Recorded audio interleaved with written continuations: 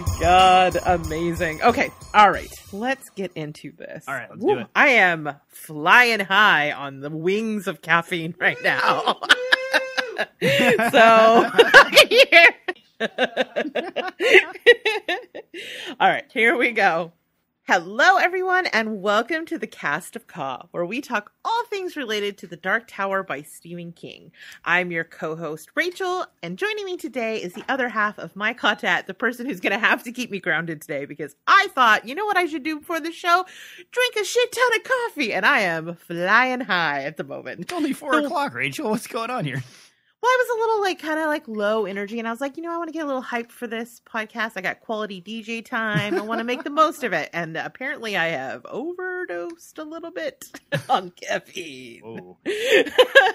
So I'm just I'm zinging a little bit. I'm zigging when I should be zagging. So I'm going to need you to, like I said, keep me on track. And I'm going to stop talking now. How have you been, DJ? I'm great. I thought I wanted a hot cup of tea, but then now I'm too warm and kind of hot and sweaty and drinking a hot cup of tea. So I've made some poor life decisions, but otherwise I'm doing good. What's your go-to tea, Rachel? You know what? I'm not a super big tea drinker, but on the occasion when I will have it, I tend towards anything. I like a black tea or an oolong, something highly caffeinated, but that is kind of coffee adjacent. I would never go for an herbal tea or a floral tea. I love an Assam with cinnamon is really, really good. How about you? What do you like? I'm an apple cinnamon person normally, but I'm not usually a caffeinated tea person. There's still coffee in this cup and I keep picking it up. I need to just set it down and let it be. Because it's only going to get worse from here, people. Oh, man. All right. So what are we up to this week? Okay, see, already you're doing a service. Thank you for reorienting me back to what we're here to do. So, all right, we are going to kick off the show with an in-depth conversation about Wolves of the Calla, Part 1, Todash, Chapter 6, The Way of the Eld. And then we'll close out the show with our listener question. So, before we do that, though, DJ, you know the drill. For those who are new here and for those who, for some reason, forgot, what is our spoiler policy here? Like a train coasting to a stop with children smearing themselves with feces. We will draw a line in the ground to let you know when we reach the spoiler zone. Wow, that is evocative, my friend. A lot of poop jokes in this one. Yeah, I as we were graced with the first one, I was like, oh, it's a DJ chapter. All right, well, before we get into the poop, where did we leave off? So the gang is wandering over to meet the rest of the group, and we last left them with meeting the robot Andy for the first time, and he is with Bean, and that leads us to this dinner scene or lunch scene, whatever meal this is.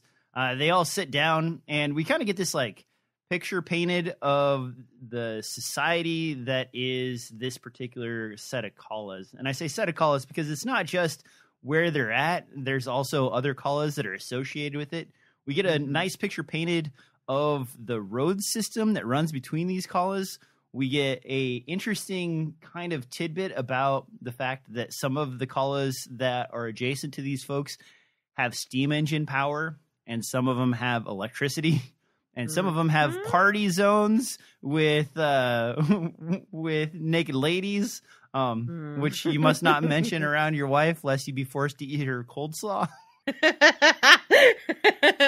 We get some insight into the interaction of the ranchers, and we also kind of get this sort of farm majestic moment where Roland kind of reminds people that when you work all day, you wait for this this meal, and when you're done eating that meal, you remember that meal all day while you finish your work for the day.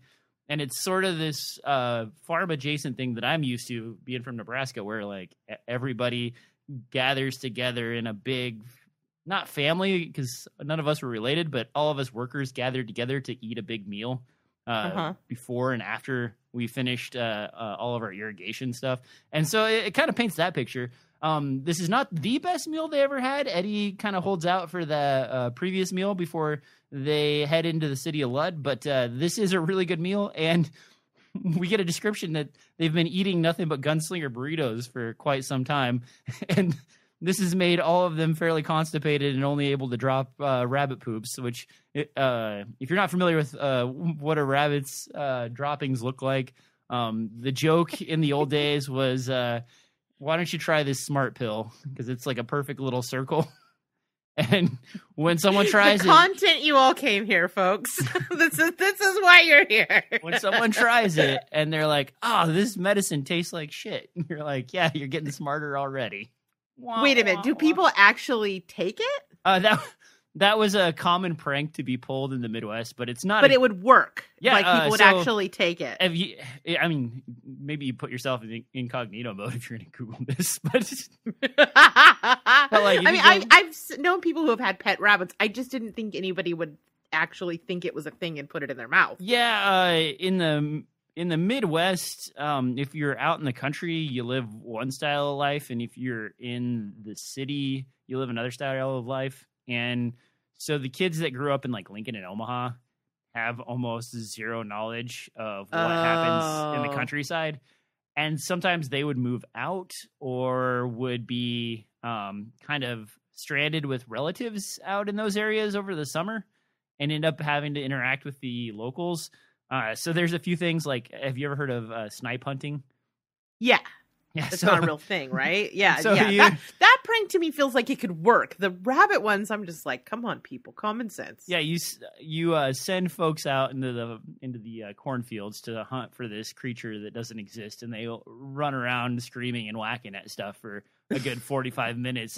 And cornfields are very disorienting and somewhat scary in the evenings, so it puts you on edge to run through if you've never been in one before, and it's easy to get hyped up and just go to town.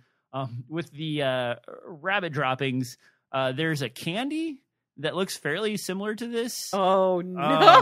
It comes in like a yellow like plastic tube type of thing, and they're like little chocolates that sit on top of each other.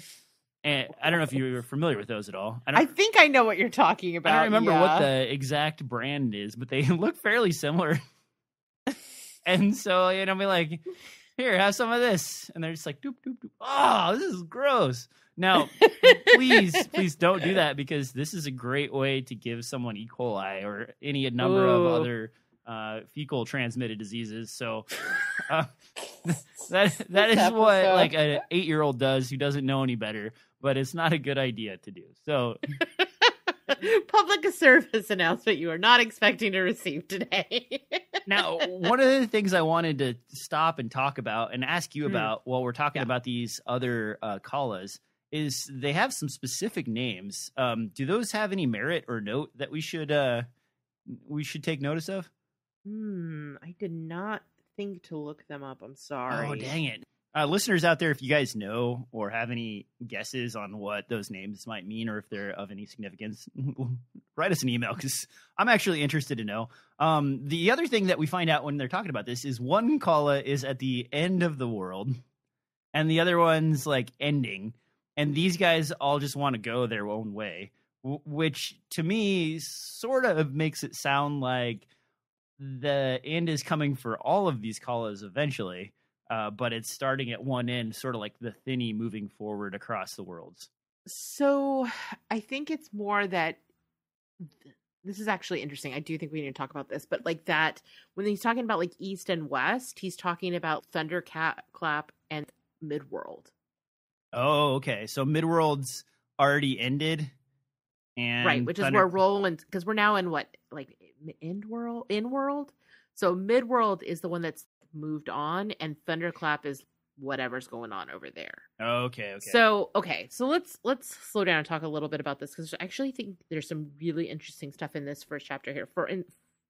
Largely because we get like really excellent and very interesting world building here with this sort of crest. It's called like the Great Crescent of Callas, right? Yep.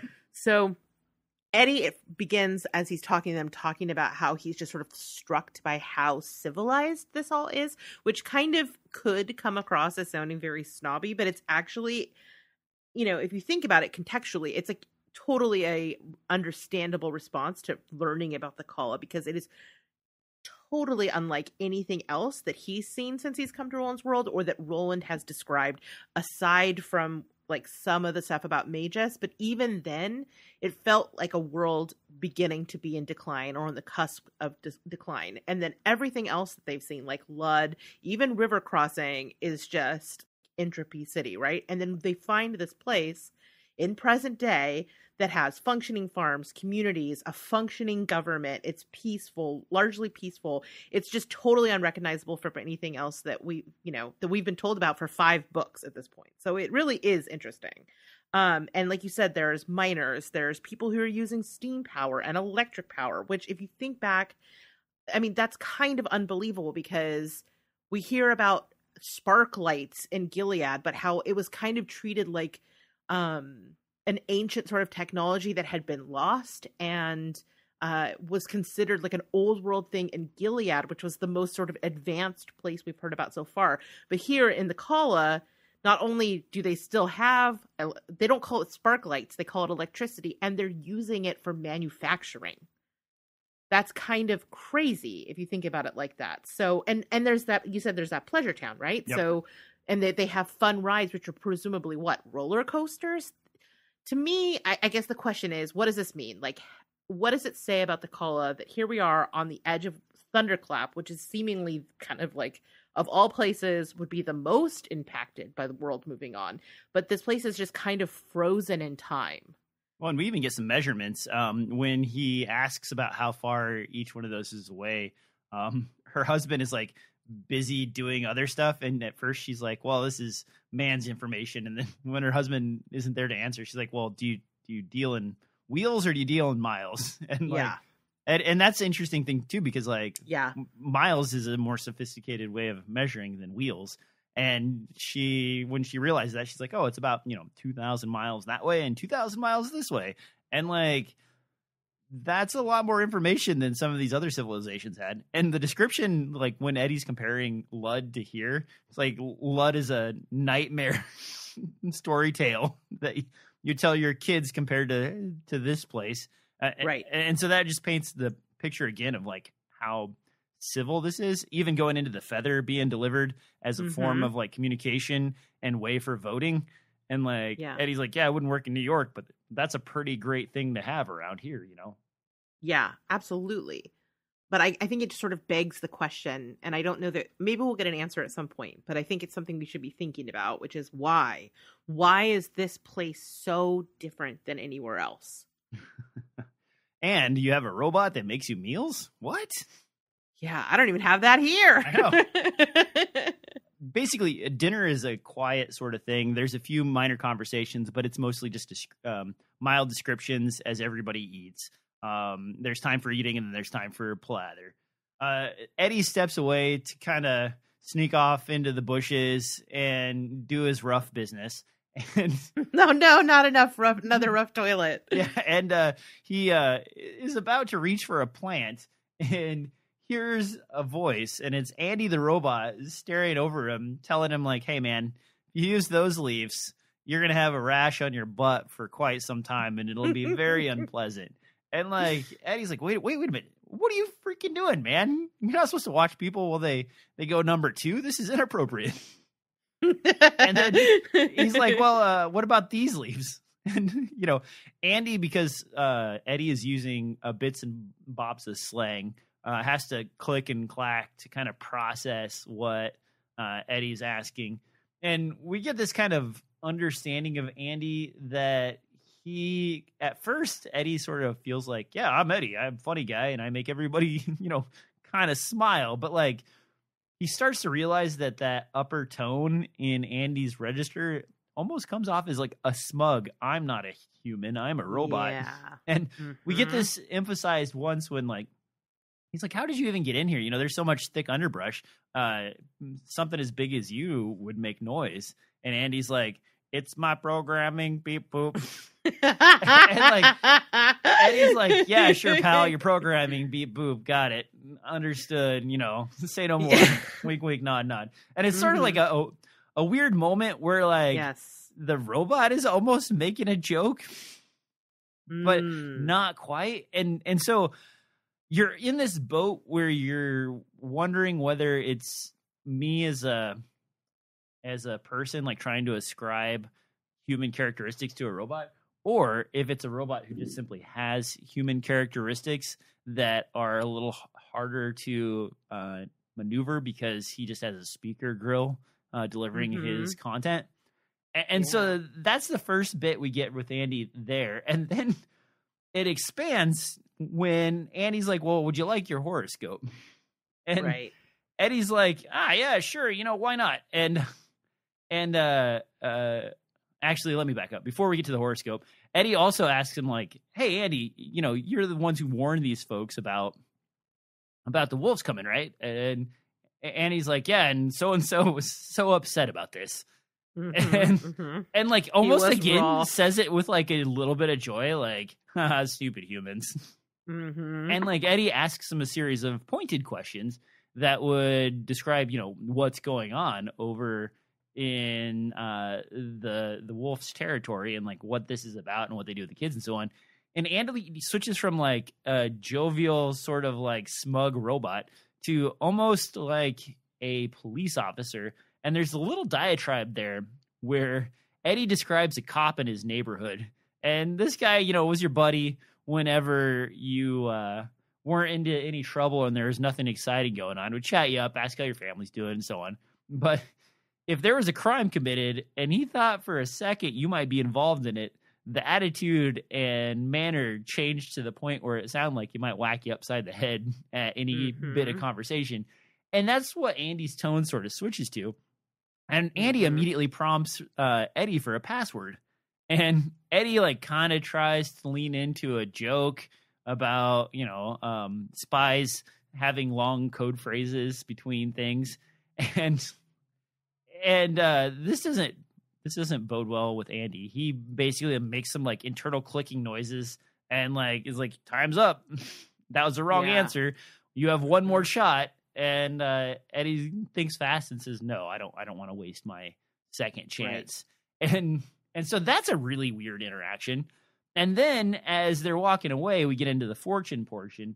And this fortune portion's even weirder because while he was sealed-lipped about this other stuff, as soon as Eddie tells him that he is like a goat with beard, which is probably more meaningful to people who observe astrological signs than it is to me. I was wondering if it was Capricorn. Yeah, possibly. I don't know much about astrological signs, so I'm at a loss in that category. But when he tells him that, like, immediately Andy launches into, you're going to go toe dash with your friends to New York, and you'll be chasing the Dark Lady. And, when you hear the chimes, concentrate on your friends and stay close or you'll be lost. And this is very specific. And it's also very timely and poignant to like what's been going on with the gang as a whole. And when you hear that, you think for a moment, like, that's very insightful. And then you wonder, like, is all of Andy's, fortune telling or whatever actually really insightful, but no one gives a crap or listens to it? I think so. Right? Because he said little things here and there that has made me think that. I can't remember what it was. He gave a fortune to Tien, maybe in the prologue, where I was like, that sounds accurately prescient. Yeah. This one is wildly prescient. I wonder if like post mortem, if you went back to those and like looked at them, if we could basically suss out the former or future plot that happens. I bet. With the characters, because that would be interesting. And like, there's enough weird turns that if you told them what was going to happen, like 40 minutes into the future, it would sound strange until it actually happened. So remember this exact sentiment when we get into like section 4 or 5, because I'm gonna do that to you. Okay, awesome.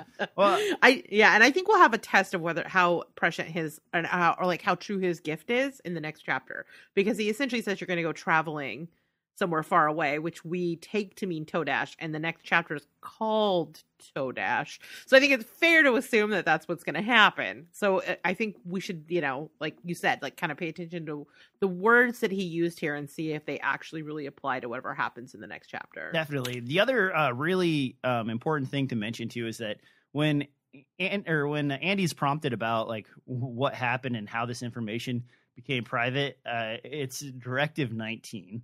Mm-hmm. And then you got to wonder, like, the Wolves of the Calla haven't been around forever. We later find out that the children are delivered by train, and they could just count the number of trains to find out about how many times they've visited, because they have to pull the train off the tracks and like chuck it off to the side. So then was Andy always this way, or when those guys showed up, did they program him to be this way? Good question. I found this interaction to be fascinating between Andy and Eddie. Of course, because it's Eddie, it starts with him pooping. How else would a conversation with Eddie start with that, but with a joke, right? So I think we get some answers that are really interesting, but are left with more intriguing questions, which I think is true as we move forward throughout this. And actually from the very beginning of this chapter, this is the like, here's a little bit of information, but now here's like 5 other questions that you have chapter of the book. So Andy, we talked about Andy's projections being eerily good, but I think it's interesting that his knowledge, that it's so metaphysical, that it's not just like you will have a good harvest or something like that. Something bland and like sort of generic that can apply to everybody. But he is predicting that Eddie's going to go toe dash. And then when he is, the same thing with, the being able to creep up on him, like his ability to do this, according to Andy, is programming. So my first question is, why would you program a robot to be so stealthy? I don't have the answer for this, but I think it's worthy of asking. Mm-hmm. And why would you program a robot to be able to tell this degree of like sort of fortune telling, essentially? What are the purposes? Because programming, there's intent, right? Like programming doesn't just sort of happen. It doesn't evolve. He's not saying like this is how he specifically says programming. So somebody made him be able to do these things for a desired outcome. And I think that that is worth considering when we're thinking about Andy, and just adds to my like, do not trust Andy. That, and also these little things about him, the way that he is repeatedly smug in these interactions. And I think what we take away from this is there's some part of him that is disdainful or dislikes humans, even though he's like playing the good sort of assistant and servant. Like there's actually like an undercurrent of disdain for the people that he's supposedly helping, which is very sinister to me. I know I keep calling him sinister, but that's how I feel about him. And there are parallels here to Blaine that I think are red flags. And Eddie is one of these people who, even though he's unsure if what he's seeing is in his head, say what you will about Andy and or Eddie and the fact that we just met him pooping or experiencing whatever. He actually has a very keen insight into other people. Like all of his interactions with Roland, especially when they were kind of at odds in the wasteland, are evidence that like he has a good read on people. And I think even though he's unsure in these interactions with Andy, because we know of his ability to kind of really pick up on like subtleties, mm-hmm. we should trust him. Would be like, I think that it's easy to dismiss this, but in this case, I think Eddie is picking. Their names need to be more different. I'm having trouble here. Eddie is picking up on what's going on with Andy. And the last thing we didn't talk about was in the prediction that he says, you're going to meet a dark lady, which to me feels like a reference to the Lady of Shadows. Now, obviously, we have the knowledge as readers that there's this thing going on with Susanna and Mia, right? Mm-hmm. But he doesn't yet. So I guess in that case, Lady of Shadows was Detta Odetta, which makes me wonder if if Eddie is going to meet Mia and Todash. Ooh. I don't know. Yeah, I know you can't talk about it because you actually remember things, but this is what I was thinking in this part. We will find out eventually. Okay, all right, fair enough. Okay, so Eddie gets back to the gang and basically like tells Roland like, "Hey, man, this robot knows some stuff," and they kind of get the impression from the group that whoever programmed him made him silent on the wolves long ago. And then we kind of get a moment where Roland has to pick someone to kind of explain the goings on of this whole situation, and he looks to Jafford and like skips him and actually goes to Overholster for the question. And you can see that there's like a little bit of disappointment that he wasn't the one picked to explain this. But instead of Overholster like bucking up and being the like big farmer rich to explain this story, he kind of stoically sticks his chin out to explain it in this like, it's almost hurts him as much as anything to have to describe what happens to the town people and the folks. And it's this moment where you think you're going to hate him, and then you actually end up realizing that like he's more personable than you would have thought to begin with. And we get this little history of like, he wasn't always the rich farmer. He was a twin at one point in his life, and his twin was taken and he was spared. And at that time, like, had to deal with the ramifications of losing a sibling, and then all of the ramifications of the root once they come back. So we get this kind of description of how they come in. They're able to find a lot of the people that are hiding throughout the town, but there are a few that manage to kind of escape or go under the radar. And then we find out that there's very specific age ranges at which they're interested in picking up these kids. There was a set of twins that were only 1 at the time, so they were spared. But usually 5 is the range in which they're eligible to be taken by the wolves. So that's a very distinct cutoff for the children. We also kind of find out that when they're taking these guys, they've got drones or buzzballs.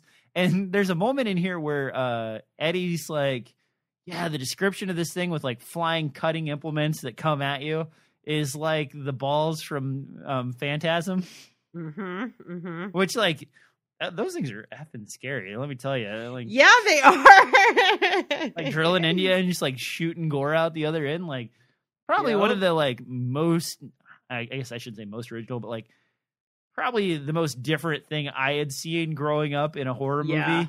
That like you like leveled up as a horror fan when you saw that as a kid. You were like, oh yeah, you had like Hellraiser and that, which were like two that were like way out in left field from like what was going on at the time. And like those are even pre like The Thing and stuff, and probably around the era of The Stuff, which is also another like wonderfully crazy plot idea, but also really good.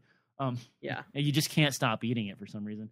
We also find out that when these children are taken, they are taken by these creatures that look like men, but are wearing gray pants that are very tight, almost skin-like in nature. They have these wolf-like masks that look to be metal, but seem to dissolve or rot when they get into the sunlight. So weird, yes. We also get a weird clue that all of the horses that they ride are gray. Which are they like clones? It's pretty unlikely to have a whole team of gray horses because there is a thing called a Punnett square, and as you breed animals, there's bound to be at least a handful that are not like the others, regardless. Right, recessive genes all up in the mix. Put that red flower and that green flower together, and you end up with the yellow one for some reason. Who knows why? And then we kind of also get this picture painted of how they are returned. They only keep the kids for 3, 4, maybe 6 weeks, and then they send them back on a train across the plains. And because they can't determine how fast the train travels, they have really no clue of how long it takes them to get there, and no way to calculate the distance, which Roland agrees like that isn't a helpful clue. They are also stocked with provisions, but these Roont children, one of the descriptions is like a 5-year-old who has just learned to gather up his words, loses them all, and is back to a diaper. And when they're describing the kids coming back, the provisions are sometimes, food fought, and these guys are needing diapers. And if the weather or temperature is in a bad way, they'll have a bit of exposure from the ride on the train. And when the train finally gets there, they unload the kids and basically have to just drag the train off of the tracks and chuck it off to the side, as I mentioned before, which is interesting because when we get a description of some of the other areas and they do have finer tools like steam engines and powered electrical devices, you almost wonder why they need a team of horses and why they couldn't have one of those other things involved, but we don't quite know yet how the trading system works and why these guys are more of an agrarian farming community versus what the other Callas have and can do. So that one's probably something we'll find out later. The other thing of note is that these kids don't start off as giants when they come back. Ooh. There's like a few really sad moments. So the kids that were really young and were just starting to become people are less affected because the loss is not very much. But the ones that are on the older edge of the spectrum, like 10-ish or so, they're ruined, but they vaguely know and remember what it was like to not be ruined and have like a lurking horror of what they are now in their mind. And that leads to a lot of later life suicides, as well as them just like staring off into the distance in this sad way. Awful. We also find out that these kids, basically, if you're really lucky, they're smart enough to obey commands. And if they're not, they just kind of babble at each other and wander about. And that explains why when the gang, or when they were talking about the town, to go to the meeting, there were people that were just like hanging out in front of shops and stuff. Those Roont people were probably not of enough wherewithal to be used in like farm work or anything of that nature. The other thing we find out, which is horrifying, is that the transition from small child to these muscular giant creatures is done really fast and in an extremely painful manner, to the point where you could lay your head on the forehead of one of these children and hear it cracking and groaning as it's expanding. And the kids scream for 9, 10, 11 days at a time as this happens. And when it's being described, they describe it stoically, but you can see the burning nature of this in the hearts and eyes of the people that are experiencing this conversation. There is nothing at all nice about the way this expansion happens. And when they finally get to that full size, the pain subsides, and now there are these monstrous oafs of folks that are, maybe not good for anything at all. And then the horror continues, because we find out, too, that they do not live a normal length of human life. No. They are these muscular monstrosities for a brief period of time, maybe into their 30s at most, and then they rapidly age. And the lucky ones die in their sleep, but the unlucky ones end up with sores and tumors and all kinds of things, to the point where Eddie kind of speculates that maybe somebody's slipping some stuff into their tea just to help them pass. Well, I think he thinks it's. I think probably he there's some mercy kills, but he kind of speculates that it's some sort of like rapidly growing cancer. Yeah. Ooh. Yeah, it's dark. We also get a little more description of some of the weapons that they have, like buzz sticks that will fry a man in his place and stop his heart. And basically like a whole array of superior weapons that these guys can bring to bear. These guys, as they're explaining like how dangerous weapons and stuff they have, they're starting to doubt that these guys are legit gunslingers or would even have the ability to stand up to these folks. And like he mentions, like, kind of as a rude statement, like, you only got 3 fingers, and that one's like my boy's age, and that one doesn't have any legs. What about this guy? It's like, it's a very poignant, like, I never heard of that. I don't have any books around, but that's not how I was taught gunslingers were. And so it's kind of a moment where there's the challenge, and Roland, like, kind of irritated, is like, this always happens, we come to save the day, and first they want proof that we're capable of saving the day. Where they didn't have any hope before, now they have a little hope, but now they want references. Parade people past them to tell them how good they are at stuff, All right. Well, before we get into that proof, Yep. let's back up, because there's actually, I think, there's a few things in here I want to talk about. We covered a lot of ground, and I think there's some really cool, subtle things that are in these two sections 3 and 4. So first of all, when Eddie first comes over and talks to Roland, he tells him, what Andy said, and Roland kind of reacts to the whole reference of 19. What does he say? Directive 19. He kind of lifts his eyebrows at the Directive 19. And up until this point, Roland has been very dismissive of this obsession that his quartet has with the 19. This, I wondered, is the first sign of him being like, there's something here. Like these coincidences are maybe stacking up to a point where he can no longer ignore them. I don't know. But I thought it was interesting that he noted his reaction to it. But obviously, the biggest thing that we find out about in this first section is just sort of this horror of what's happening to these kids. Like, this is where it's like, okay, Stephen King, you are like in the pocket, you know what you're doing. Because the body horror, he finds the most effective and exquisitely painful ways to describe the body horror in this section, where the whispering of the bones expanding and the screaming, and like how you can put your ear to their chest and you just hear it, like basically like breaking ice inside of them.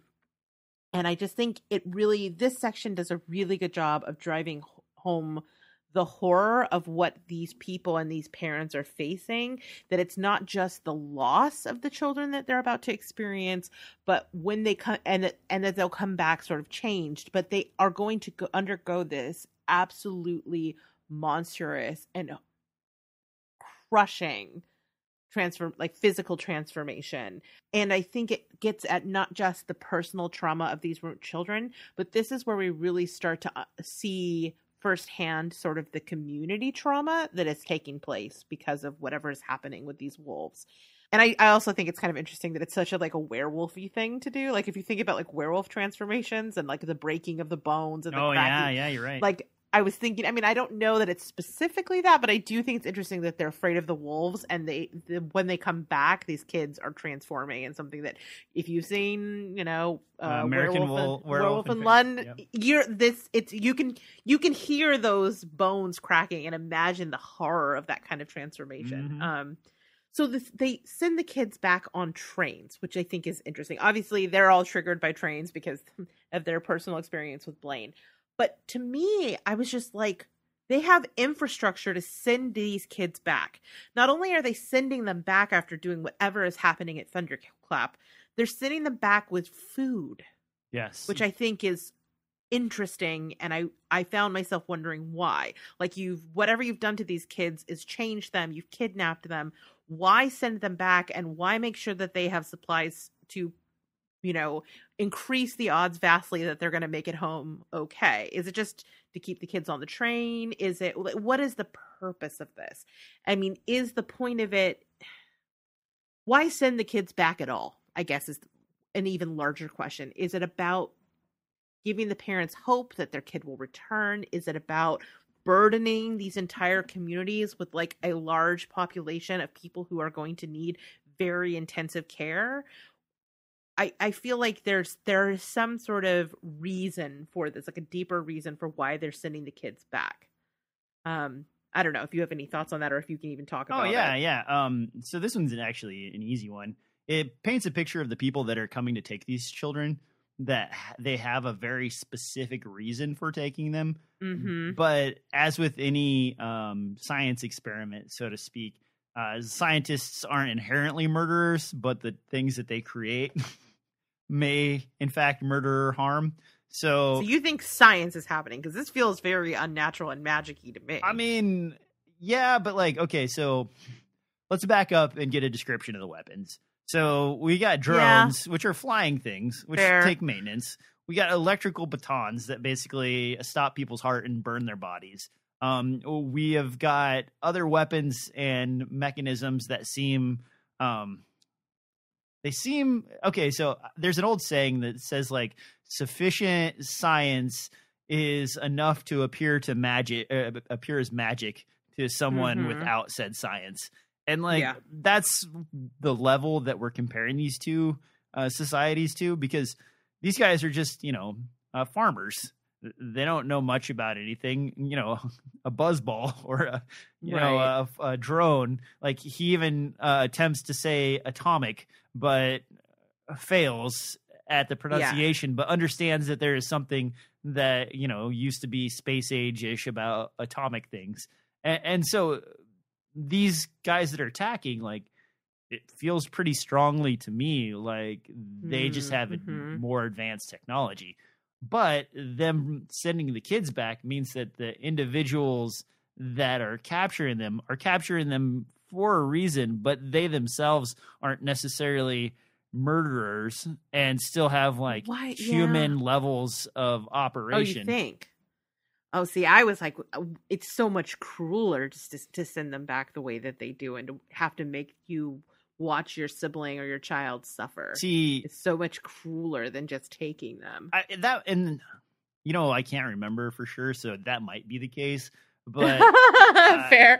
But the way this sort of feels to me, and the way it foreshadows, is more like the guy who invented the nuclear bomb and then realized that his bomb was going to get dropped on a city full of people and they were going to melt away. Like, he had the intention of his work focus only, but he wasn't necessarily on board with like the post use of said work. And in a lot of science stories, you get this point where like the thing the scientist does is bad, but it's not because the scientist had intentions of being evil. It's because the scientist was focused on whatever his goal was to no end. And then ancillarily it caused damage, but he himself wasn't specifically out to damage anything in particular. And you get this with like, let's see, an easy one is like Frankenstein. Like, he's so obsessed with the thing that he works on it to the detriment of whoever doesn't care. And then he creates this thing and like now it lives in a suffering world and hates itself. And the next time he has to do this work, it's horrible. Or the travel between space with Jeff Goldblum and The Fly. Like, he never intended to do anything bad or damage anybody. But like in the end. So you think that this is proof of like some degree of humanity? Conscience? Yep. Yeah. Interesting. See, I was like, wow, this is how you burden a community and make sure that they remain docile, because how do you even like manage to pull together any sort of defense if like all of your time is taken with just trying to like stay afloat, and also everybody is a caregiver in the community. Yeah, and that could be true too. And also just like the living with the horror of what the power, like it's like they have the power to do whatever they have done. That is a constant reminder of the overwhelming strength that whoever it is that is doing this has. To me, I feel like it's like psychological warfare. But then, it could very well be that it is somebody who has some conscience. I don't know. Yeah, I guess we'll find out. Remember, so I can't say which one's right. I just came up with an elaborate theory in my mind and thought it sounded good. I like it. Okay, well, that'll lead into something that I want to talk about in a minute here. But first, last detail about the Roont children is we also learned that they like lose all sexual function. But the way it's described by the people of the Calla is they say that they cannot mate, which is a very intentional word choice, in my opinion. I think it is another insight into how they see these children who have returned. You don't talk about people mating, you talk about animals mating. And so you do get the sense that these people in this community who have this like very intense trauma think of the Roont children as subhuman, which is pretty heartbreaking. Yeah. And I mean, just like, if you think about just the emotional toll of this, it's very intense. It's very intense. Okay. So now let's tinfoil hat. You ready? Okay. Okay. So when was the last time you think we talked about Taheens in the story? Well, Roland mentions Taheens when they're discussing people to talk to, and Roland says like, don't worry, I know the Tahines. I have talked with the Tahines before, and it's fine. Okay, that's the Manny. That's is it the Manny? Okay. Yes. Then... So when was the last time you think we actually referenced the Tahine, which are the like the bird people? Oh shoot. Been like a book or more ago, right? When they were talking about the Plumbobs and like walking through the Manny again. Oh damn it! Okay, so is it all the way back to like the crow and the dude in the shack? It was book 1. Was the really? Yeah. So it was okay. Yep. All right. Yep. So. And I know because I went back and did a word search in every book. And what I found, I think, is kind of interesting. So the last time there was Tahine was referenced was not the guy with the crow at the very, very, very beginning. It came up one more time in that book. And it's under the way station when Roland is speaking to the speaking demon that sounds like Alice when he gets the jawbone. And what she says to him is, "Go slow," a dragging, clotted voice said from within the wall. "Go slow past the drawers, gunslinger. Watch out for the Tahine. While you travel with the boy, the man in black travels with your soul in his back pocket." So, at the time, we had some pretty strong opinions about what this meant. And I think we weren't wrong, but I think this book, even though maybe it was not intended when that was originally written, now can reflect back on that sort of like prophecy, right? So we kind of were like, well, we didn't know what the purpose of the Tahine was. We're like, well, maybe it's because he like saw the Tahine or whatever. I don't know. But this is definitely about the fact that as long as Roland has Jake with him, the Man in Black has really powerful leverage. And then that was proven wrong when he let Jake fall. But he now has the boy with him again. And here he is. He's gone past, the drawers are sort of like a wasteland, right? That we learned from the use of that word from Detta Odetta. Mm-hmm. And so you would think, oh, the wasteland, we're already through that. But if they're heading into Thunderclap, I think you could argue that that is the drawers as well.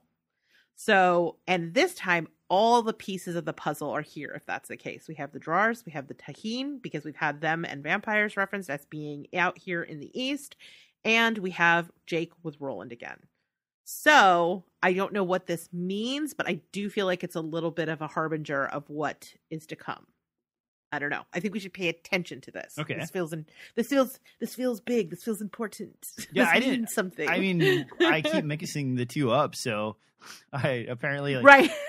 I just picture everybody as having bird heads and like.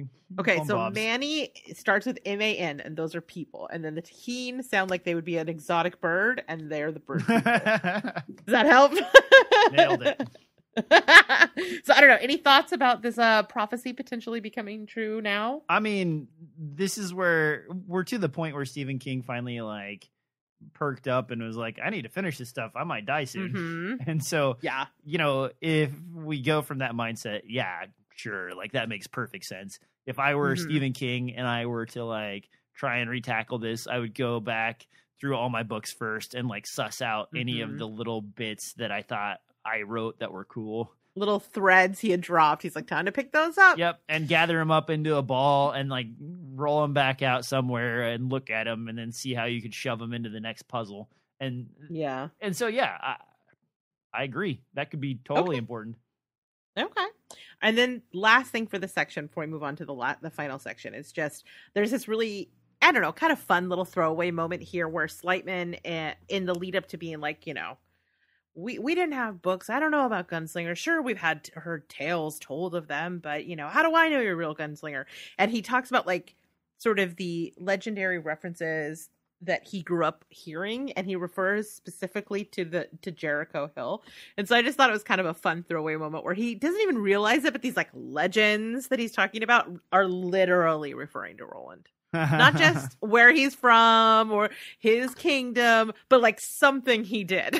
Like this legendary the man thing is in front of you. Gunslinger did, and it was actually the gunslinger you were talking to. Correct. All right, that's what I got for this section. All right, so finally we get to the point where like they basically have to show off, and Roland basically calls Jake over and at the moment he calls him over, Jake is sitting with the other kid.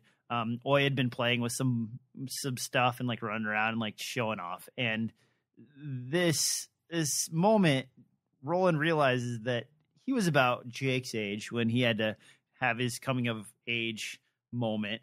And as soon as this thing happens that they're going to do, Roland realizes that he's kind of broken the relationship between these two boys, because at the moment them hanging out, they're peers. Yeah. But once this boy sees what Jake is capable of, the relationship fundamentals will change, because he'll no longer be a peer. He'll be something that the kid either is afraid of or aspires to be or is in awe of or what have you. And that takes this from like normal kid interaction to a different thing, which also means basically that Jake can't have a normal kid life interaction with this one last chance with a kid his own age to do that sort of thing. And basically this is like sort of Roland saying like, this is probably Jake's last chance to do this before he sees manhood, and then that's it, you know? Yeah. I mean, I think it's also one of those things where once that kid sees what he's capable of, like there's just no kind of coming back from that. Like, yep. He's no longer, like you said, they're no longer peers. And there's like a special bond that kids have that once they know what Jake is capable of, it makes it impossible to go back. Yeah. Although I kind of feel like that kid's going to be like, that guy is so cool. But I don't know. Stephen King says otherwise, so he would know. It's his world. So as Roland calls him over, he has Jake recite the, I shoot with my heart. And, I remember the face of my father, or those who haven't forgotten the face of their father, and so on. And as he's chanting this, one of the group's overhoster stands up and is about to say something. Roland like shushes him.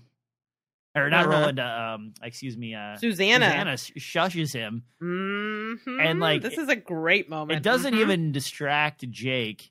And he calls Andy over, and Andy over brings some plates. And Roland says, like, when Gunslinger's around, things get broken. Yeah.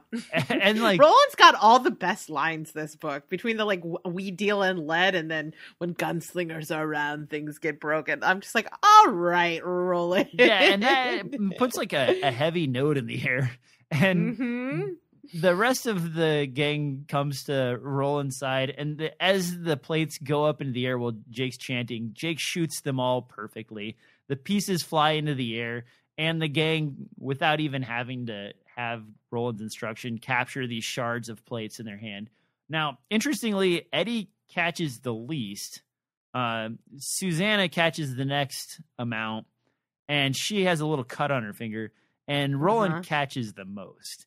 And of course, even with missing fingers, yeah, Roland's exactly. still the baddest. And he's the biggest bamf in there. And so I think in sort of a subtle way, this is Stephen King telling us like where each of these are at skill-wise, gunslinger-wise.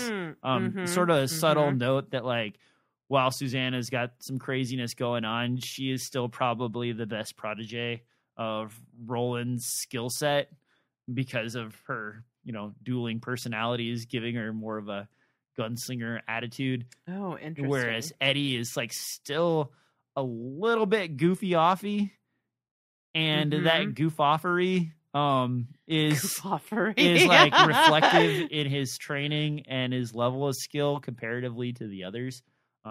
Which that's my take on it, but I think there's some validity to that for sure. I think I definitely noticed the thing about her cutting her finger, and I was kind of like, is this a reference to the for special plates thing? Didn't she like cut her hand on a for special plate? I don't know. Or it could be like maybe she's not 100% in the game because whatever's happening internally with the Mia thing. Like normally she would have been the most, second to Roland in terms of his ability to grab stuff out of the air. But her focus isn't 100% there because she's not 100% herself. I don't know.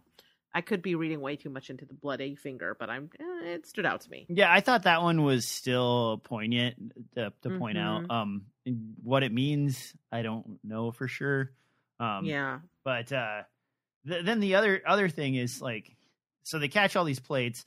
They've caught enough pieces to basically make one plate again, which is kind of interesting. And I thought sort of symbolic to say, like, we've all become one. Yeah, I like that. And then the other thing that we note is like, and I saved this to the end, even though like the description is in section 1 of this chapter, but Callahan at the beginning of the meal goes off and sits by himself. Yeah. And eats by himself and gets a very small, like minimalist portion. And that minimalist portion and that sitting by himself, like Eddie hasn't known the guy long enough to know where that stands as far as his attitude and mentality. But if you had to guess, either he was upset that Overholser stole his thunder in telling the stories, or he was just a loner who stuck to himself. And if he had to guess, it'd be the second one. And that sort of stands out here because he is still off and away, but takes awe at the moment they do this and is like, holy crap, this is like some kind of, Western gun trick. And Roland like kind of looks at him and is like, this ain't no trick, buddy. This is the way of the Eld, I do love that moment where Susanna tells Overholser to shut up, and he does, because it's two things happening. For one thing, she's like shedding her role because she's been pretending to be like meek, and we've seen that was the right way to call, or the right call, because Tien's wife Zalia has to like pretend, or behaves in a meek way. Like it's very clear that is the culture there. So I guess despite all the steam power in the neighboring Kola, not so progressive in this part of this world. But I also think that underlines when she tells him to shut up, and he does, like Mr. Big Farmer in town, without argument, it just shuts him down. It kind of shows you kind of the gunslinger vibe that she's exuding, right? That she has such a commanding presence that she can, with one word, actually effectively shut him down without any grumbling or anything. So I did really like that moment in this section. I think Roland is continuing to show what a master of manipulation he is by when he has to show, proof of who they are. He selects Jake to be the example because, in the eyes of the people of that community, he would probably be the least likely to have skills. So if his skills are at this level, what does it say about the rest of them? And again, I think this is like a very effective use of Roland's manipulation skills because it shuts him up. So they do this dog and pony show, and then basically Overholster is like, well, that was pretty amazing, but like you're gonna have to convince these other people. And Roland's like, I don't think he still understands that we have been set in motion. And what you come to realize is that it's not the town's choice to choose the gunslingers or not choose the gunslingers. It's actually the gunslinger's choice to take up a cause that is good or not to take up the cause. And so as they accept this challenge, it's them accepting it. It's not the townspeople asking for it. And once they accept it, there's no turning back. There's no convincing. But Roland kind of lets him explain, that there's this guy who gave up most of his land to his kids, or to these younger kids, and that those two managed to be twins that stayed together because they were young enough that they weren't taken, but he still is a pretty trig guy, and you're gonna have to convince this other guy. And Roland's like, well, no, I'm not. No, we just need to see the lay of the land. And what's going on. We need to look around for a few days. We have 27 days. Oh, wait, nope. We have 26 days now. And we need to see what we can do. And once we've looked around, we're going to want you to go out with the feather and collect everybody. And we're going to need some of your men. And Overholster's like, whoa, wait. We're not forming an army. And Roland's like, nah, dude, we're gunslingers, man. You saw those plates? We might need like 2 people. Yeah, we're going to need a couple of you. If we have to create a trap or do some kind of clever thing, we might need more of you to help build or assess that. But after that, we'll only need a couple of you guys to help us. And that's about it. And that kind of puts him at ease, but it also like puts him on edge. And then there's sort of this like fight to get them to stay with one person or another. Like, you could stay with me. Oh, we have a nice house. It's a little small, but I surely we'll show you a good time, you know? And like Roland like kind of lets that wash over him and is like, hey, Callahan, you loner, you got a house to go along with that church? And Callahan's like, yeah. He's like, I think we're staying with you. Right. And then we'll, you know, once we're done seeing how nice this church is, we can go assess, or we'll put ourselves onto the town to stay wherever. And that moment I thought was pretty trig, because it's like, it was pretty trig. because like, you know, I do beg, secret, or whatever the hell. Yeah, the secret between the two of these guys is right out in the open, but also like concealed in this moment. And it also like kind of makes sense to the townsfolk, because they do know that this pasture is one of the Calla of New York, so to speak. And we get a moment there where the Overholster and the group are like, you know, pray to the gods or what have you, and Callahan's like, I don't know, I got here after you, so I don't know about those other gods, but just know that there's only one for me. Right.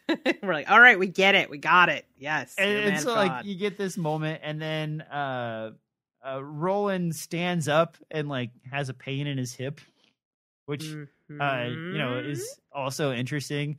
And as they're walking off, you get the great line, there be water if God wills it.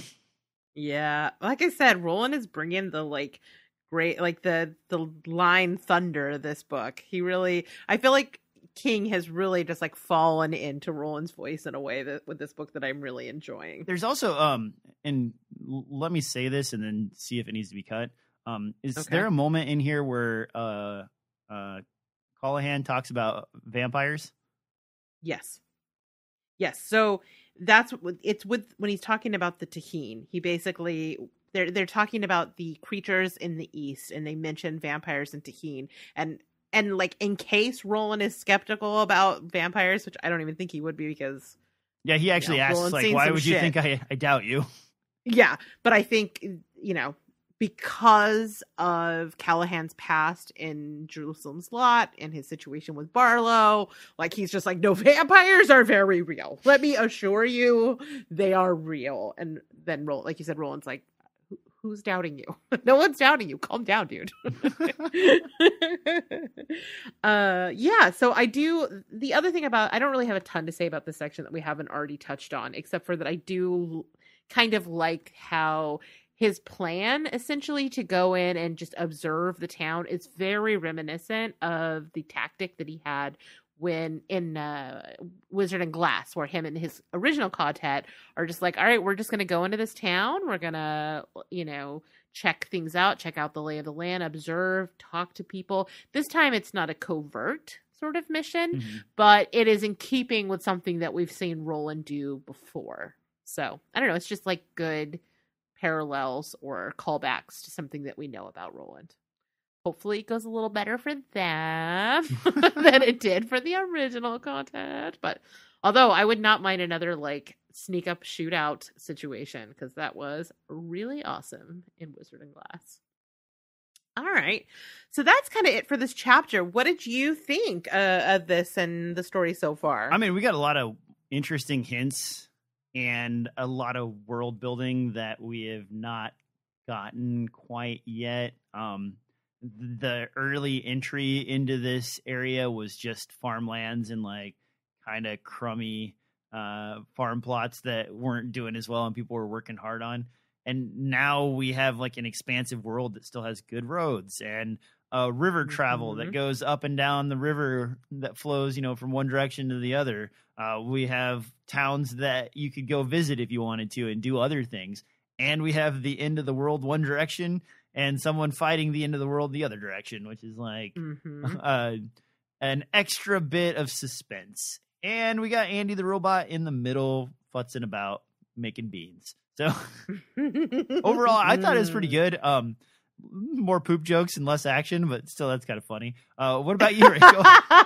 Well, you know, I loved this section. Of course I loved this section. It's like all world building and it's so mysterious, right? Like I said in section 1, this is all about giving you information that you've been wanting and leaving you with 5 new questions that you're desperate for an answer for. And like, I love that. I love a building story. I love when it's mysterious like this. Rarely do the explanations ever live up to the, the mystery. But right now, this is like the sweet spot for me. I love it.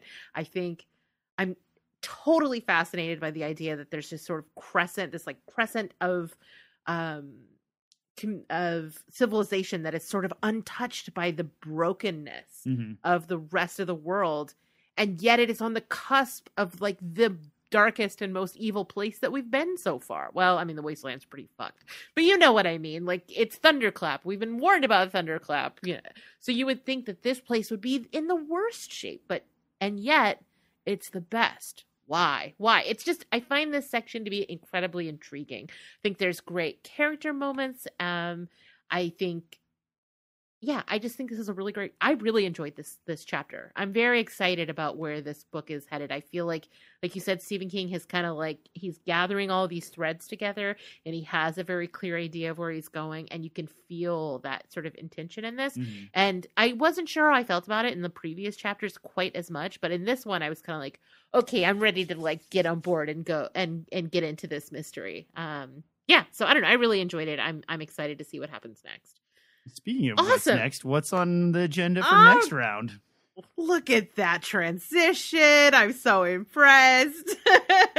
All right. So next time we are going to be reading chapter 6, Todash, sections 1 through 8. So we're just going to read the long chapter. So we're just going to read the first half. So sections 1 through 8 is what we'll be covering on the next episode. So that just leaves our listener feedback and Facebook question. And I asked last time and on the Facebook, we're going to do another dream casting because it's like my favorite. And this time we're going to be dream casting Dwayne D. Overholser. We've had a couple, Dwayne D. Overholser. We've had a couple chapters with him now. I feel like we've seen different shades of him. So you kind of know, like, he has to be someone who can pull off being like the big guy in town, but also be warm enough that you like him, and to underneath sort of like his privileged, bossy attitude, to have a heart there. So like, he's actually a pretty complex character considering we haven't had that much time with him yet. So I want to know, do you have someone in mind, or would you like me to start with the listener? I'll let you start because I'm trying to find the guy's name and it's not coming up. Okay, well, we'll start with the listeners and then we'll circle back to ours at the end. All right, so first up, who knows, then maybe somebody will have your idea too. So first up, Sheldon says his pick for Overholser would be Sam Elliott. He's got the voice and the acting chops to pull off Cy Overholser's character perfectly, in my opinion.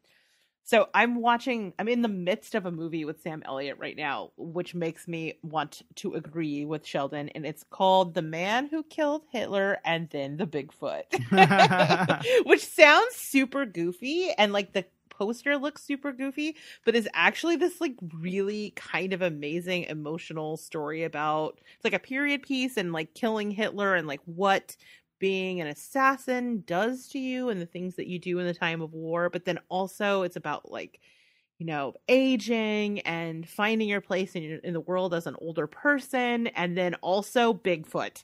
So it is a real mix of things and is way better than you would think based on that name. But he's really, really, really great in it. So that's my weird plug for that movie. And I agree, Sheldon, Sam Elliott would be great. I mean, I love Sam Elliott. He can do pretty much whatever he wants. And I'm like, yes.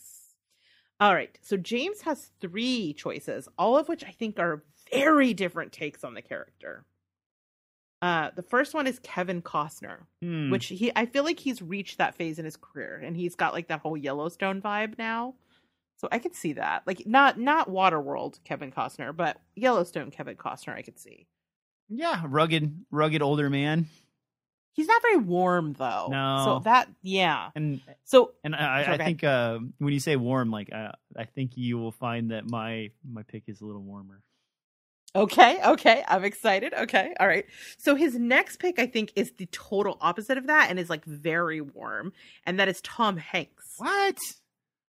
I mean, like, he's an elder statesman at this point. I could see maybe. I don't know. What do you think? I don't know. Tom Hanks is like one of those guys that I have trouble divorcing his personal life from his work life. And so whenever I see him, I kind of think like, eats placenta. Does he eat placenta? Yeah, he's Tom Hanks, America's dad? Oh no, I thought you said Tom Cruise. I'm sorry. Oh! I totally thought you said Tom Cruise. I was kind of shocked because I feel like Tom Hanks is like the one person everyone likes. Like he's like the Dolly Parton of he's like Dolly Parton. The only thing you can't like about Tom Hanks is his son. Well, the sins of the son, right? Yeah. But yeah, I think that's like a totally he has gravitas, he has warmth. Like I'm trying to imagine a situation where you would have a moment where you didn't like Tom Hanks. He's just so goddamn lovable. Okay, and then his last pick is Harrison Ford, which man, he's got the gruffness. Yeah, I don't disagree with Harrison Ford. I think that's actually the best one of the three. The problem with Harrison Ford is because he's a taller, slimmer dude. He doesn't quite portray. You want a little more chonk. Yeah, you want someone that because this is a guy who worked hard his whole life and has now gotten to a comfortable life and doesn't want that to be disturbed. And Harrison Ford, even to this day, still looks a little like the machinist, raggedy, Oh God, what? I mean, more gristly and hard work than soft from finally reaching the pinnacle of your monies. Yeah. Okay, so John. Actually, my first pick, well, not my first pick, but the pick I had until it was replaced with someone else who I like even more. So I 99.99% agree with this just right off the bat. He says, I know he's passed, but I still think he'd be perfect. I have chosen Anthony Wilford Brimley. So Wilford Brimley is what most people. So he was in The Thing. He was really scary in The Thing. Oh, yeah. Yeah, that actually leans in on the direction I was kind of considering going. Okay. All right. So you're on board with Wilford Brimley. I think that's a good choice because he is kind of like what you imagine sort of like a fat cat, right? Like the local fat cat would look like, but then also there's a grandfatherly warmth to him when he wants to have it, or he could be terrifying if he wants to. God, The Thing. So scary in The Thing. Yep. And the mustache. And the mustache, he got them whiskers. Okay, so William agrees with Sheldon. He says, gotta say Sam Elliott. And I think we have agreed that would be a good choice. So Tim says, my first instinct is Kevin Costner, the power of Yellowstone. I swear to God, everybody's on the Kevin Costner train. Also, I also used a picture of Kevin Costner for this question because I just put in rich rancher and it was a picture of Kevin Costner in Yellowstone. What? Yep. But Sam Elliott is he's okay. Oh, he actually has some interesting choices. So his next one is Sam Elliott. So that's vote number 3 for Sam Elliott. Mm-hmm. His next one, I think, actually is really interesting. Is Jeff Bridges. He was the dude. Oh, yeah. That's a good one. And he has kind of that sort of old westerny vibe. Yeah, he's definitely done some cowboy stuff, right? Yes. Oh yeah, for sure. I'm 100% sure I've seen him in multiple cowboy movies.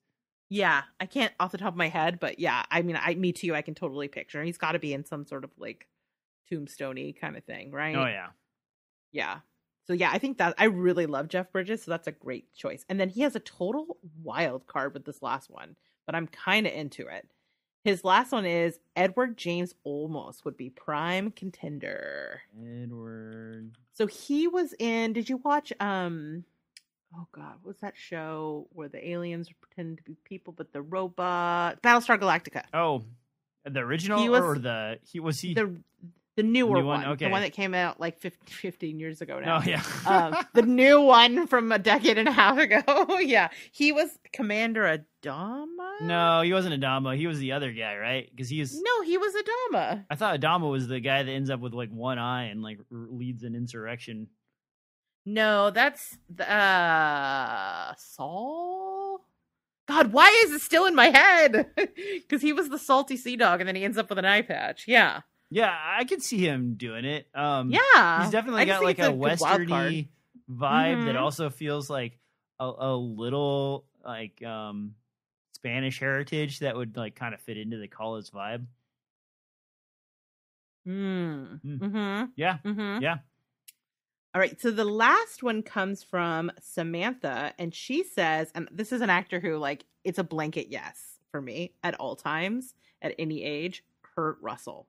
Well, so it's funny because I always, when I see Jeff Bridges, get him confused with Kurt Russell when they both have beards because, like, they look really similar to each other.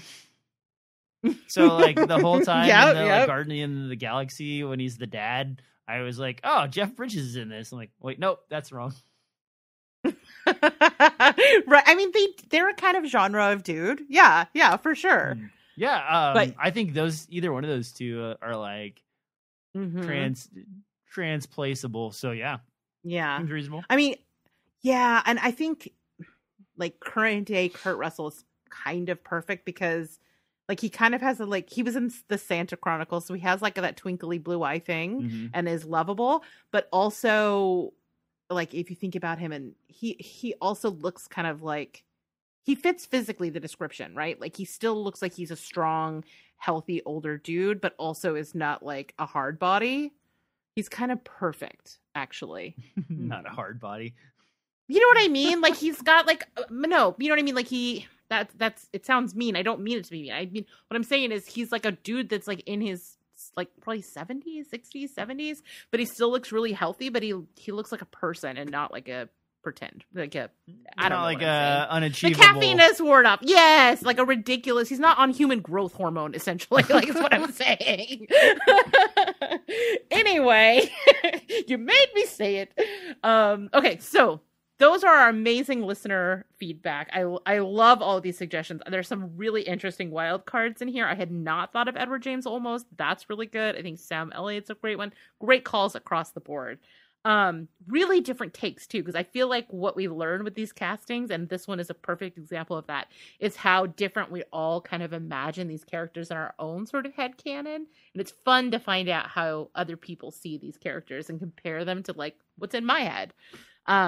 Speaking of which, DJ, who is your casting? Oh, so mine's easy. I just had to go look him up because for some reason I couldn't remember his name, but Woody Harrelson was my go-to person for this. Interesting. And the reason I say that is because he has the range of kind of like charisma, but also of being like a man who wants what he wants. And so you can kind of imagine in like one of his more dark roles that he would have been perfect lording over the group as they were having the discussion. And then at the same time, when like he kind of has a positive turn, you can definitely look at Woody Harrelson and be like, yeah, at this moment, I hate you. And at this moment, you're fine. And at this moment, you suck. And then like on top of that, he's a little soft all over because he's an older guy. And like he was never really like a super buff person. And he is like aging in that way that he has a predominant chin and looks like he would jut it out and tell you angrily, like, this is how it's gonna be. I love Woody Harrelson. That's it. Again, a super offbeat from what I'm imagining choice, but I really like it. I feel like he's really like it. Fairly underappreciated actor. Like I think so. Doesn't get as much. He was so good in True Detective. Oh my god, he was amazing in that. I mean, everybody always talks about Matthew McConaughey in that. It was Russ Cole's great and all, but like, yeah, he's great in that show. Yeah, he's a good dude. Anyway, what about you, Rachel? What do you got?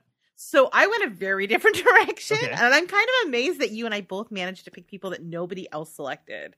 So I wanted to pick someone who, again, like can kind of be both those things, like imperious and imposing, but also like an undercurrent of heart. And to me, nobody embodies that better than John Goodman. Oh, yeah. I think he can, like, just think about what's that? 10 Cloverfield Lane.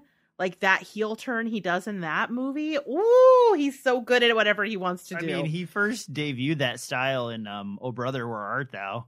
Where he's the Bible salesman. Yeah. And then he just like turns the corner to like, I'm gonna murder you. So this is like a super deep cut. I don't expect you to know this movie, but for those in the audience who love like a sexy 90s thriller as much as I do, Sea of Love was the first place I saw him do this. Oh, no, I've never seen it. Oh, it's like an Al Pacino movie about like the serial killer in the like I think in Louisiana. So it's all about like the South, and I don't know. He is really awesome and scary in that. That and Fallen, when he gets like possessed by the demon in Fallen, he's so scary. That's a great movie if you've never seen it, with Denzel Washington. No, not seen it. It's like this body hopping demon, and you always know who it's in because it like sings a song. It's a really, really, really good movie. Anyway, so yes, John Goodman is my Cy Overholser. All right, cool. So this is the part of the show where I ask for a new listener question if I remember to do it, which I did not. So I apologize. No new listener question on the show. However, I will be posting it on the Facebook page before we record the next episode. So keep an eye there. And we hope that you all participate. If you haven't joined the Facebook group, I don't think you actually have to like get approved anymore. Like they changed the way the groups work. So it's really easy to get in. Just hop on, join us, answer the questions, or you can drop us, check it out. If you're not on Facebook, you can go look at the Facebook group and drop us an email with your answer, whatever you want to do. But unfortunately, I ran out of time and I forgot to come up with a question. Unless, DJ, you have one off the top of your head. No, but did you know that Woody Harrelson was in a superhero movie? Yes. What was it? It's called The Defender. Never even heard of this movie. Is it a movie or is it a series? Is it The Defender or The Defenders plural? Defender singular. Oh, I don't know what that is. A comedy. I know he's in a Star Wars movie. Around 3 characters, an everyday guy who comes to believe he is a superhero, a regular man who adopts a superhero persona, and yeah, it stars Woody Harrelson as the Defender. Hilarious. It's from 2009. Yeah, and apparently... Do not remember this at all. Apparently there was a sequel. What? Well, what does it say? From the Defender, visit blah, blah, blah. Oh, no, never mind. That's trailer 2, not Defender 2. Okay. Oh, okay. I mean, yeah, I knew he was in a Star Wars movie. Did not know he was in a superhero movie. I guess was he also in... No, he was not. Okay. All right. Anyway, cool. Learning all kinds of stuff. Where am I in my notes? Okay. So on that note, if you want to get in touch with us, there are lots of ways that you can do that. You can email us at castofcaw@zombiegrrlz.com, or you can hit us up over on our Facebook group, or you can follow us on Twitter and Instagram at ZG Podcasts, plural. We'd love to hear from you, and any of your crackpot theories or feelings about our crackpot theories, please feel free to drop us a line.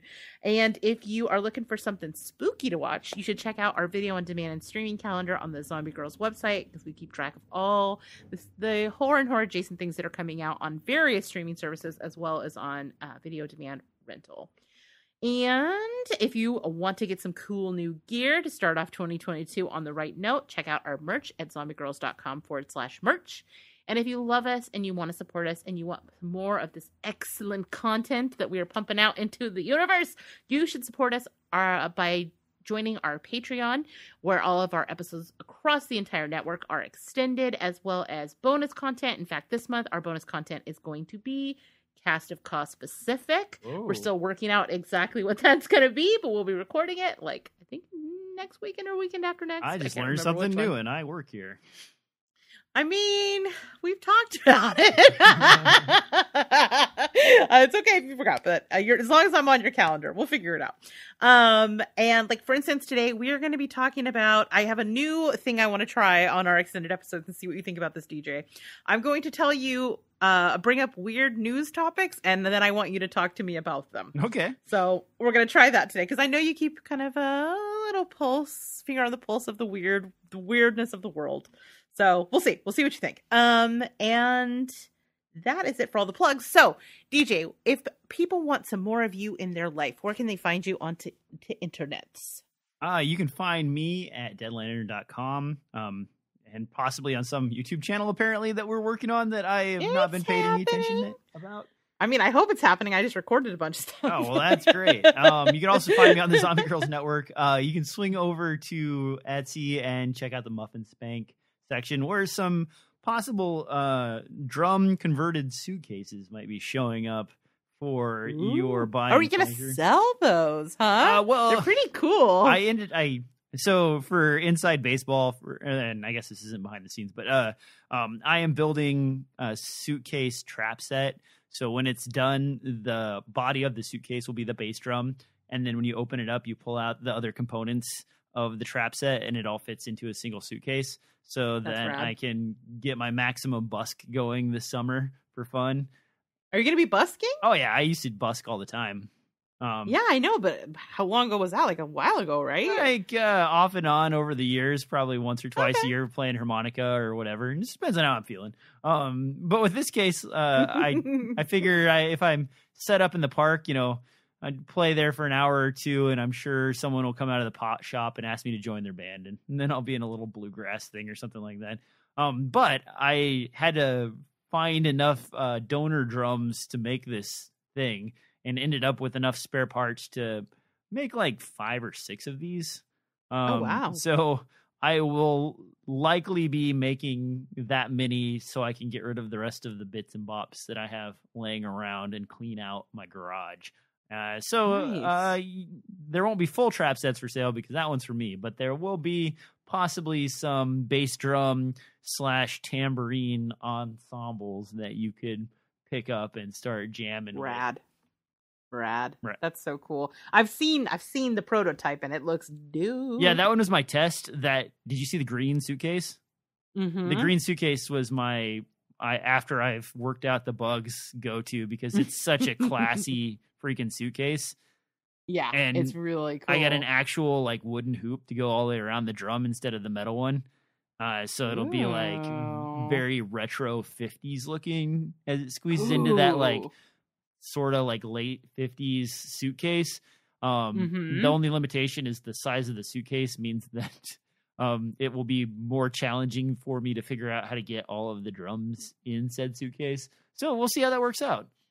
We'll see how it works out. I'm excited to see it. And I will say, if you guys are curious to see, DJ's Wild Workshop, his Willy Wonka Wild Workshop, you should definitely join the Patreon so that you can hop on the Discord, because he documents all the cool shit that he's making along with all the other goofy stuff that we're talking about. And I have to say, there is not enough Dark Tower conversation on the Discord. So I hope that some of you will join us because it's a lot of fun. One more thing for the behind the scenes today. Okay. I would like to tell you about the bins. The bins? Yeah.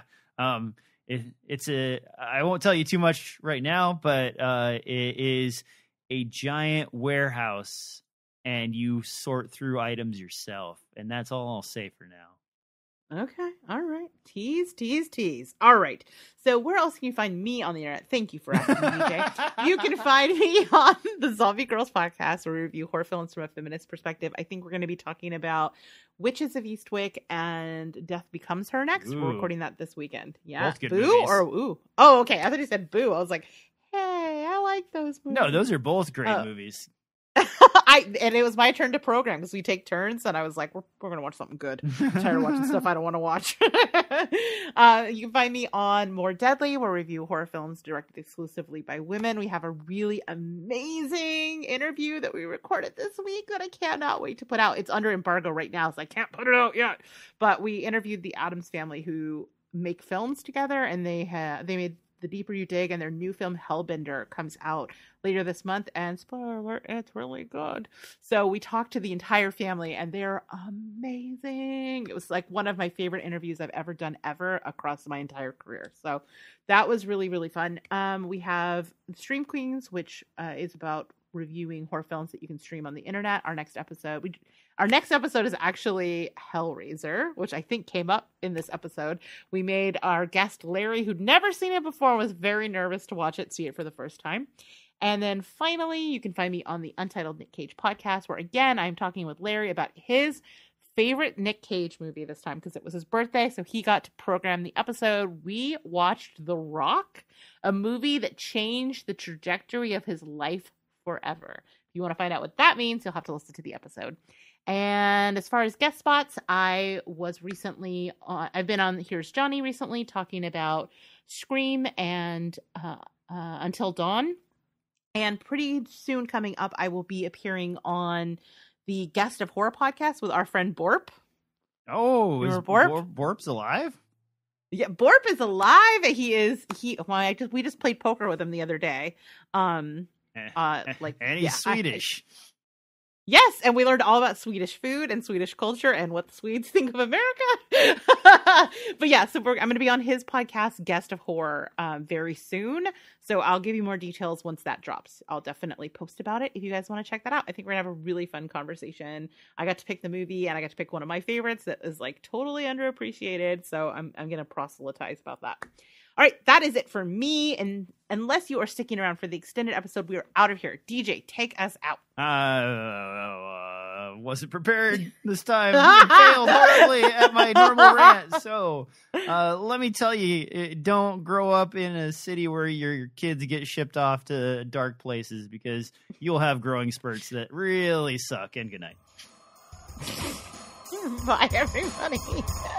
Thanks, everybody, for listening, and to my co-host DJ for making me laugh and for indulging all of my tinfoil hat conspiracies.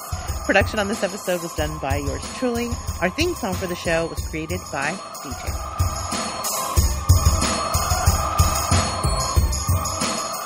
Here we go.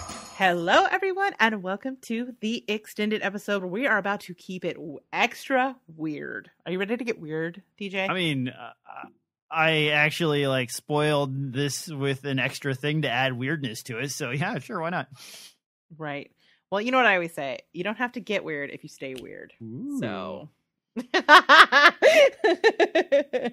you want to start with your thing, or do you want to hear one of the stories? Because I have to give credit where credit is due, and also blame where blame is due if this doesn't work. Just kidding.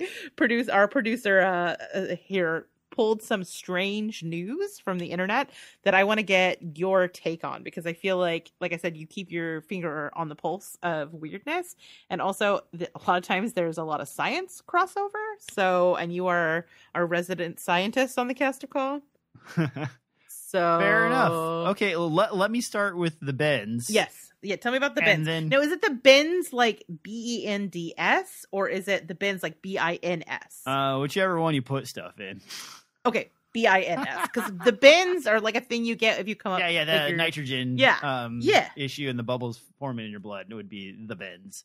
But in this case, so my friends are avid Goodwill and thrift store hunters.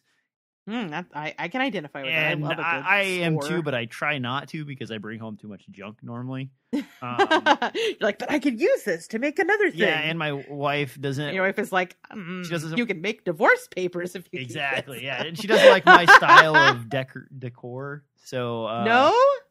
Yeah. In general, I am not allowed to put stuff on the walls, because I have a fancy for chrome Jesuses, even though I'm zero religion, and I also like really wildly colored things in grandma art. Like in my office, I have a is it macrame, when you take the yarn and turn it into a thing?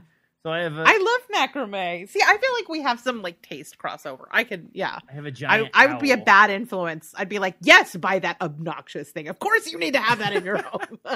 Danny'd be like, get rid of her. So my friends basically were like, hey, you got to go to this place at least once in your life. Okay, what is it? Well, it turns out it is this massive warehouse that is what intercepts all of these donations from various places. All over not just Portland, but over Oregon and Washington. And what happens is, before anybody sorts through anything or does any work with the items whatsoever, or decides what's going to happen to them, they just dump them into these huge totes, like the size of a truck, and you wait kind of like vultures to feed on a carcass as they align 6 of these into a row, and then they sound the alarm, and you can spring on them and grab whatever you can. Oh my god! It is sold. Oh no! It is sold by the pound. Whoa. So under 25 pounds, it's like $2.15 a pound, and over 25 pounds, it's like $1.20 a pound. So you like everybody's going away with like around 25, 30 pounds worth of stuff from the get go. And like it's all over the place. There were like pro eBay hunters in there that were specifically after like certain types of records and clothing and so on. There were people that were like, anything that's shiny, I'm shoving in my cart and then throwing it back afterwards if I don't like it. They were just like, I bet it's a free for all. Yeah, it was all over the place.